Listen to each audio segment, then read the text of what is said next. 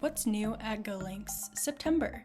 First up, Link Security with Google Safe Browsing. Available for GoLinks Enterprise, Google Safe Browsing provides enhanced link security.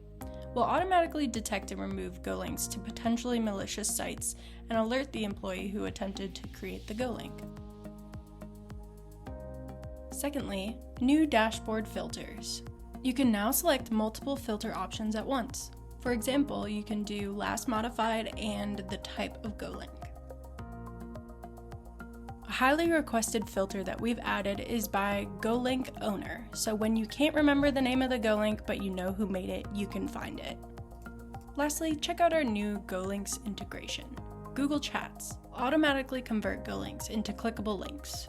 Just type /go followed by your GoLink names in the chat bar and see hyperlinks returned.